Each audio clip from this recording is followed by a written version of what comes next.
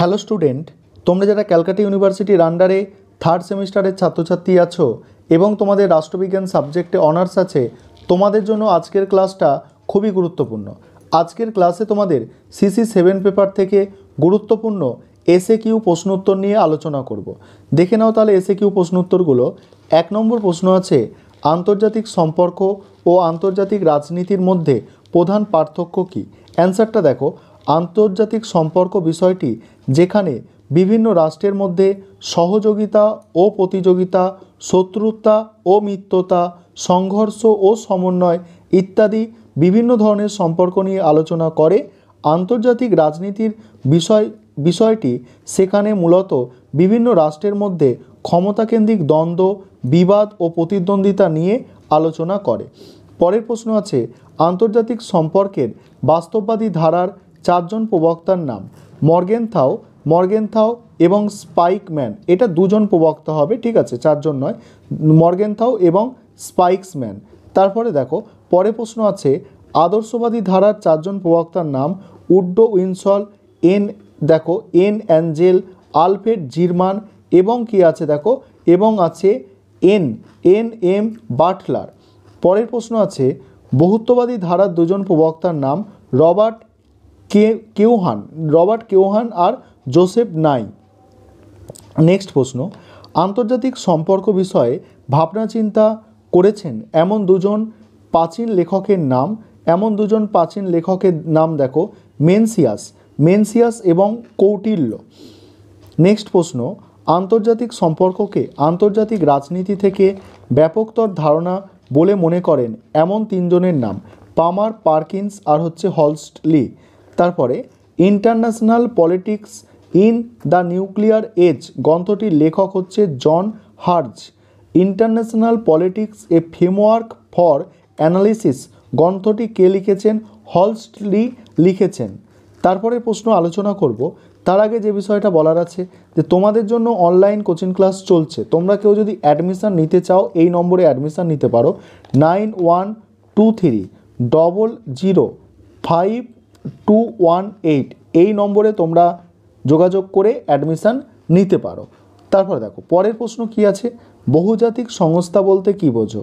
বহুজাতিক সংস্থা হলো সেই সব সংস্থা যাদের অর্থনৈতিক উদ্যোগসমূহ 2 বা ততোধিক দেশে ক্রিয়াশীল থাকে। পরের প্রশ্ন আছে, আন্তর্জাতিক সম্পর্ক অনুশীলনের ক্ষেত্রে পারস্পরিক নির্ভরশীলতার তথ্যের মুখ্য প্রতিপাদ্য বিষয় কি? আন্তর্জাতিক সম্পর্কের ক্ষেত্রে একটি রাষ্ট্র অপর রাষ্ট্র বা রাষ্ট্রসমূহকে একটি একক অপর একককে প্রভাবিত করে। পারস্পরিক নির্ভরশীল তত্ত্বের 2 জন প্রবক্তার নাম। 2 জন প্রবক্তা হচ্ছে রবার্ট গিলপিন আর হচ্ছে রিচার্ড কুপার।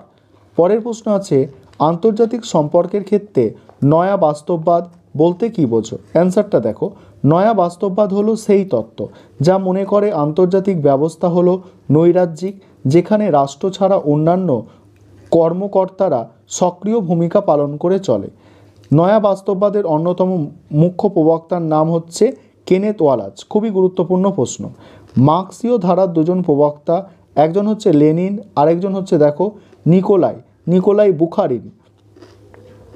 পরের প্রশ্ন, আন্তর্জাতিক সম্পর্ক বিশ্লেষণে বিশ্ব ব্যবস্থা তত্ত্ব যেটা হচ্ছে ওয়ার্ল্ড সিস্টেম থিওরি, সেটা কাকে বলে? সেটা বলা হচ্ছে দেখো, এই তত্ত্ব অনুযায়ী আন্তর্জাতিক সম্পর্কের মূল চালিকা শক্তি হলো ধনতন্ত্র ও তার বিশ্বজোড়া সম্প্রসারণ।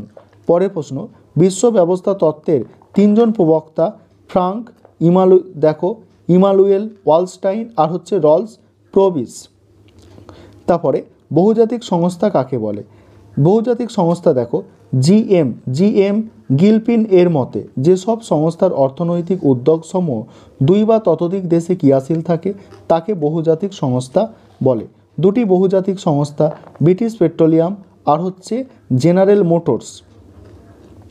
পরের প্রশ্ন দেখো, পরের প্রশ্ন আছে, আন্তর্জাতিক সম্পর্কের আদর্শবাদী বা উদারবাদী ধারার 1 জন প্রবক্তার নাম।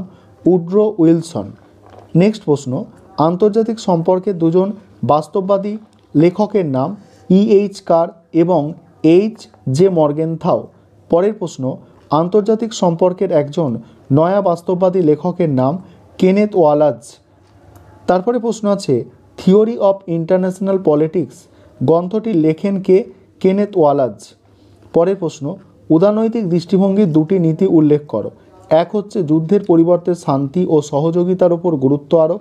দুই হচ্ছে আন্তর্জাতিক সমাজে বহু জাতিভিত্তিক বাস্তবতাকে স্বীকৃতি দান। পরের প্রশ্ন দেখো 14 দফা কর্মসূচির সঙ্গে কার নাম বিশেষভাবে জড়িত? মার্কিন রাষ্ট্রপতি উড্রো উইলসনের নাম। বিশ্ব ব্যবস্থা তত্ত্বের প্রধান প্রবক্তাকে? ইমানুয়েল ওয়ালস্টাইন। তারপরে নারীবাদের আদি প্রবক্তা বলা হয় কাকে? মেরি ওয়ালস্টনক্রাফটকে। খুবই গুরুত্বপূর্ণ প্রশ্ন এটা। র্যাডিক্যাল নারীবাদের দুজন প্রবক্তার নাম, একজনের নাম হচ্ছে সাইমন বোভায়া, আরেকজনের কি আছে দেখো কেট মিলেট। পরের প্রশ্ন আন্তর্জাতিক নারী দশক কোনটি? 1976 থেকে 86। তারপরে পররাষ্ট্রনীতি কাকে বলে? কোনো রাষ্ট্র বৈদেশিক সম্পর্কের ক্ষেত্রে যেসব লক্ষ্য, পরিকল্পনা ও কার্যক্রম গ্রহণ করে তাদের সমষ্টিকে বলে পররাষ্ট্রনীতি। তারপরে দেখো পরের প্রশ্ন কি আছে, পররাষ্ট্রনীতির অভ্যন্তরীণ উদ্দীপনাগুলি কি?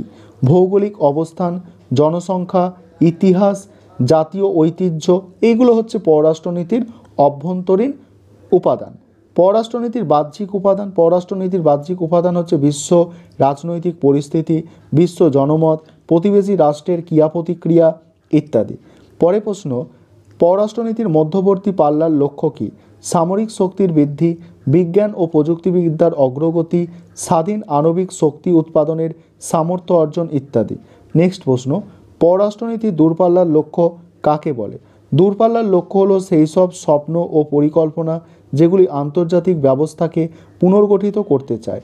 যেমন ভূতপূর্ব সোভিয়েত রাশিয়ার প্রধান রূপকার লেনিনের স্বপ্ন ছিল বিশ্বের সর্বত্র সাম্যবাদী সমাজ ব্যবস্থা প্রতিষ্ঠা। পররাষ্ট্রনীতি কার্যকর করে কে? কূটনৈতিক অফিসারগণ। গোপন কূটনীতি কাকে বলে? গোপন কূটনীতি বলতে কূটনীতির সেই পদ্ধতিকে বোঝায় যেখানে কূটনীতির আলোচনা ও কার্যাবলী গোপন রাখা হয়। প্রকাশ্য কূটনীতি কি? কূটনৈতিক আলাপ আলোচনা ও কার্যকলাপ গোপন না রেখে জনগণের কাছে প্রকাশ করার পদ্ধতিকে বলা হয় প্রকাশ্য কূটনীতি। পররাষ্ট্রনীতির লক্ষ্য পূরণের তিনটি প্রধান অস্ত্র হচ্ছে কূটনীতি, প্রচারকার্য, সামরিক শক্তি। পরের প্রশ্ন ভারতের পররাষ্ট্রনীতির তিনটি অন্যতম প্রধান স্তম্ভ কি? জোট নিরপেক্ষতা। দেখো ভারতের পররাষ্ট্রনীতির তিনটি নয়, ভারতের পররাষ্ট্রনীতির অন্যতম প্রধান স্তম্ভ কি? জোট নিরপেক্ষতা। তারপরে প্রশ্ন জোট নিরপেক্ষতার অর্থ কী? পরের প্রশ্ন যেটা জোট নিরপেক্ষতার অর্থ হলো বিশ্বের কোনো শক্তি জোটের সঙ্গে যুক্ত না থেকে শান্তিপূর্ণ ও স্বাধীনভাবে পররাষ্ট্রনীতি অনুসরণ করা। পরের প্রশ্ন ভারতের পররাষ্ট্রনীতির প্রধান রূপকারকে? উত্তর হবে জওহরলাল নেহরু। পরের প্রশ্ন সিমলা চুক্তি কোন সালের মধ্যে স্বাক্ষরিত হয় এবং কখন? ভারত ও পাকিস্তান। দেখো সিমলা চুক্তি কোন কোন দেশের মধ্যে স্বাক্ষরিত হয়, ঠিক আছে, কোন কোন দেশের মধ্যে এবং কখন হয়? ভারত ও পাকিস্তানের মধ্যে হয়েছিল 1972 খ্রিস্টাব্দে হয়েছিল। তারপরে চীন ভারত সীমান্ত যুদ্ধ হয়েছিল কবে? 1962-তে। NAM কি?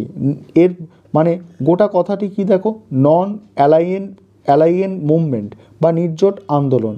তারপরে জোট নিরপেক্ষ আন্দোলনের প্রথম পর্যায়ে তিনজন নেতা নেহরু, নাসের আর টিটো। তারপরে প্রশ্ন ভারতের জোট নিরপেক্ষতা কী ধরনের জোট নিরপেক্ষতা? গতিশীল জোট নিরপেক্ষতা। প্রথম জোট নিরপেক্ষ শীর্ষ সম্মেলন ইউরোপ থেকে কোন দুটি দেশ যোগদান করে? যুগোস্লাভিয়া এবং সাইপ্রাস। তারপরের প্রশ্ন আছে পররাষ্ট্রনীতি কাকে বলে? কোনো রাষ্ট্র বৈদেশিক সম্পর্কের ক্ষেত্রে যেসব লক্ষ্য, পরিকল্পনা ও কার্যক্রম গ্রহণ করে তাদের সমষ্টিকে বলে পররাষ্ট্রনীতি। পররাষ্ট্রনীতির নির্ধারক, এটা হবে নির্ধারক বলতে কি বোঝো? পররাষ্ট্রনীতি নির্ধারণের ক্ষেত্রে নীতি প্রণেতাগণ যেসব উপাদানের দ্বারা প্রভাবিত হন সেগুলিকে বলা হয় পররাষ্ট্রনীতির নির্ধারক। পরের প্রশ্ন দেখো পররাষ্ট্রনীতির অভ্যন্তরীণ উপাদানগুলি কি কি? ভৌগোলিক অবস্থান, জনসংখ্যা, এগুলো হচ্ছে অভ্যন্তরীণ উপাদান। তারপরে হচ্ছে দেখো বাহ্যিক উপাদান, এটা আমি আগে আলোচনা করেছি অভ্যন্তরীণ উপাদান এবং বাহ্যিক উপাদানটা। তারপরে ভারতের পররাষ্ট্র দপ্তরের দায়িত্বে থাকেন কোন মন্ত্রী? বিদেশমন্ত্রী। পররাষ্ট্রনীতি কার্যকর করে কূটনৈতিক অফিসারগণ। পরের প্রশ্ন পঞ্চশীল কি? দেখো 5টি নীতি। এক হচ্ছে প্রতিটি রাষ্ট্রের ভৌগোলিক অখণ্ডতা ও সার্বভৌমত্বের প্রতি শ্রদ্ধা, অনাক্রমণ। 2 নম্বর। 3 নম্বর, অন্য রাষ্ট্রের অভ্যন্তরীণ বিষয়ে হস্তক্ষেপ না করা। 4 নম্বর, সাম্য ও পারস্পরিক সাহায্য। 5 নম্বর, শান্তিপূর্ণ সহাবস্থান। তারপর আছে বিশ্বায়ন। বিশ্বায়ন কাকে বলে? বিশ্বায়ন বলতে বোঝায় বিশ্বব্যাপী প্রযুক্তির বিস্তার, বাণিজ্যের বিস্তার, দেশের বাজার ও আন্তর্জাতিক বাজারের মধ্যে কোনো বেড়া বা প্রাচীর না থাকা। পরের প্রশ্ন আছে, ভারতের জাতীয় মানবাধিকার কমিশন গঠিত হয় কত সালে? 1993 সালের শেষের দিকে। সার্কের পুরো কথা south Asian association for regional cooperation. পরের প্রশ্ন আছে, একটি আফ্রিকার আঞ্চলিক সংস্থার নাম করো। দেখো, অর্গানাইজেশন অফ আফ্রিকান ইউনিটি। তারপরে উন্নয়ন বলতে কি বোঝো? উন্নয়ন হলো এমন একটি প্রক্রিয়া যার মাধ্যমে কোনো দেশের মাথাপিছু প্রকৃত জাতীয় আয় দীর্ঘকালব্যাপী বৃদ্ধি পায়। শেষ প্রশ্ন আছে, গ্লোবালাইজেশন ইন কোয়েশ্চেন গ্রন্থটি কার লেখা? গ্রন্থটি হচ্ছে গ্রাহাম টমসনের লেখা। এই ছিল তোমাদের আজকের ক্লাস।